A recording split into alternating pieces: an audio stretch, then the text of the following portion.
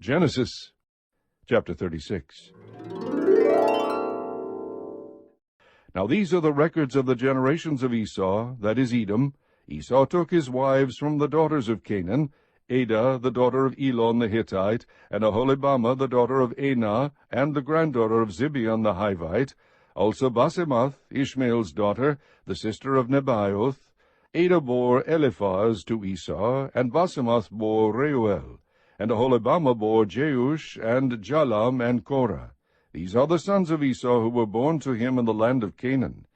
Then Esau took his wives, and his sons, and his daughters, and all his household, and his livestock, and all his cattle, and all his goods which he had acquired in the land of Canaan, and went to another land away from his brother Jacob, for their property had become too great for them to live together, and the land where they sojourned could not sustain them because of their livestock. So Esau lived in the hill country of Seir. Esau is Edom. These then are the records of the generations of Esau, the father of the Edomites in the hill country of Seir.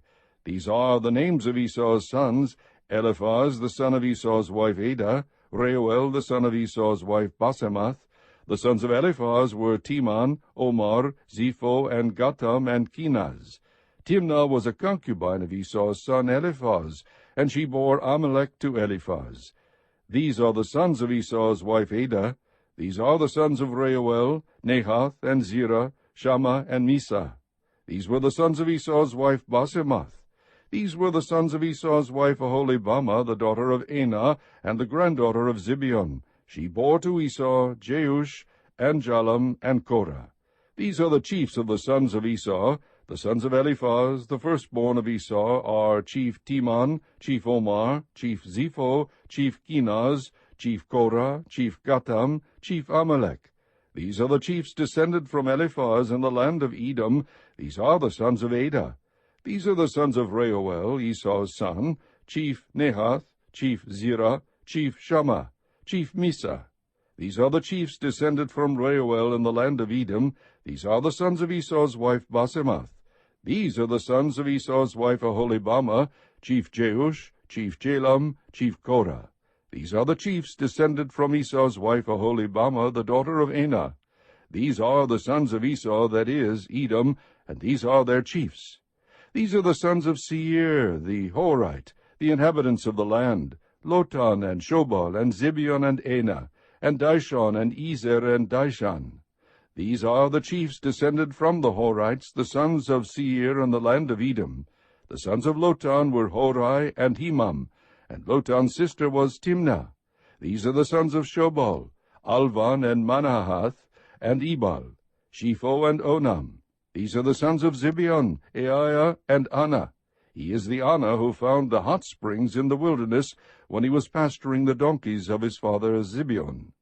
These are the children of Anah: Dishon, and Aholibamah, the daughter of Anah. These are the sons of Dishon: Hemdan, and Eshban, and Ithran, and Chiran. These are the sons of Ezer: Bilhan, and Zeavan, and Akan. These are the sons of Dishan: Uz, and Aran. These are the chiefs descended from the Horites: Chief Lotan, Chief Shobal, Chief Zibeon, Chief Anah, Chief Dishon, Chief Ezer, Chief Dishan. These are the chiefs descended from the Horites according to their various chiefs in the land of Seir. Now these are the kings who reigned in the land of Edom before any king reigned over the sons of Israel. Bela the son of Beor reigned in Edom, and the name of his city was Dinhabah. Then Bela died, and Jobab the son of Zerah of Bozrah became king in his place. Then Jobab died, and Husham of the land of the Temanites became king in his place.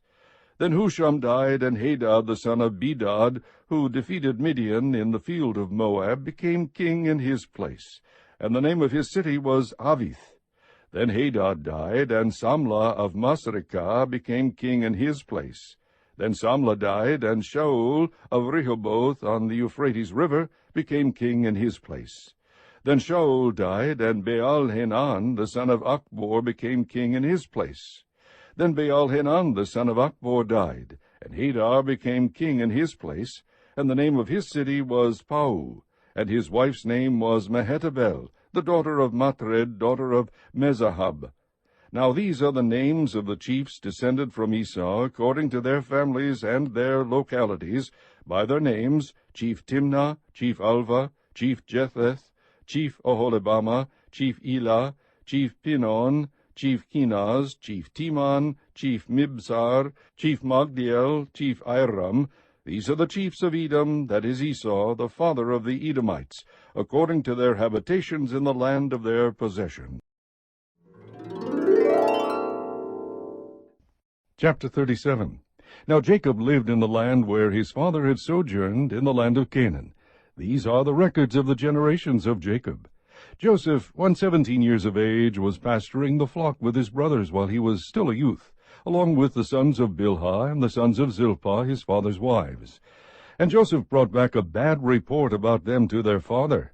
Now Israel loved Joseph more than all his sons, because he was the son of his old age, and he made him a vari-colored tunic. His brothers saw that their father loved him more than all his brothers, and so they hated him, and could not speak to him on friendly terms. Then Joseph had a dream, and when he told it to his brothers, they hated him even more. He said to them, "Please listen to this dream which I have had, for, behold, we were binding sheaves in the field, and lo, my sheaf rose up and also stood erect, and behold, your sheaves gathered around and bowed down to my sheaf." Then his brothers said to him, "Are you actually going to reign over us, or are you really going to rule over us?" So they hated him even more for his dreams and for his words. Now he had still another dream, and related it to his brothers, and said, "Lo, I have had still another dream, and behold, the sun and the moon and 11 stars were bowing down to me." He related it to his father and to his brothers.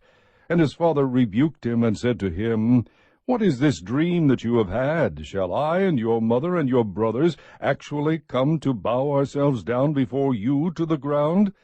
His brothers were jealous of him, but his father kept the saying in mind.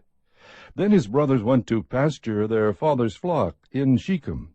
Israel said to Joseph, "Are not your brothers pasturing the flock in Shechem? Come, and I will send you to them." And he said to him, "I will go." Then he said to him, "Go now and see about the welfare of your brothers and the welfare of the flock, and bring word back to me." So he sent him from the valley of Hebron, and he came to Shechem.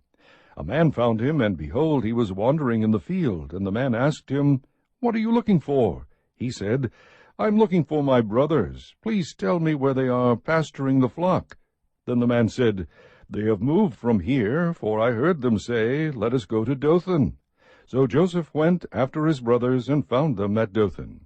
When they saw him from a distance, and before he came close to them, they plotted against him to put him to death. They said to one another, "Here comes this dreamer. Now then, come and let us kill him and throw him into one of the pits. And we will say, 'A wild beast devoured him.' Then let us see what will become of his dreams." But Reuben heard this and rescued him out of their hands and said, "Let us not take his life." Reuben further said to them, "Shed no blood. Throw him into this pit that is in the wilderness, but do not lay hands on him," that he might rescue him out of their hands, to restore him to his father. So it came about, when Joseph reached his brothers, that they stripped Joseph of his tunic, the vari-colored tunic that was on him, and they took him and threw him into the pit. Now the pit was empty, without any water in it. Then they sat down to eat a meal, and as they raised their eyes and looked, behold, a caravan of Ishmaelites was coming from Gilead, with their camels bearing aromatic gum and balm and myrrh, on their way to bring them down to Egypt. Judah said to his brothers, "What profit is it for us to kill our brother and cover up his blood?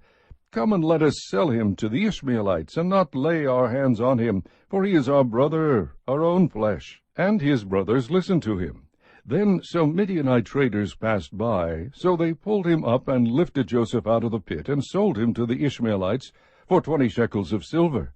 Thus they brought Joseph into Egypt. Now Reuben returned to the pit, and behold, Joseph was not in the pit. So he tore his garments. He returned to his brothers and said, "The boy is not there. As for me, where am I to go?" So they took Joseph's tunic, and slaughtered a male goat, and dipped the tunic in the blood. And they sent the vari-colored tunic, and brought it to their father, and said, "We found this. Please examine it to see whether it is your son's tunic or not." Then he examined it and said, "It is my son's tunic. A wild beast has devoured him. Joseph has surely been torn to pieces." So Jacob tore his clothes, and put sackcloth on his loins, and mourned for his son many days. Then all his sons and all his daughters arose to comfort him, but he refused to be comforted. And he said, "Surely I will go down to Sheol in mourning for my son." So his father wept for him. Meanwhile the Midianites sold him in Egypt to Potiphar, Pharaoh's officer, the captain of the bodyguard.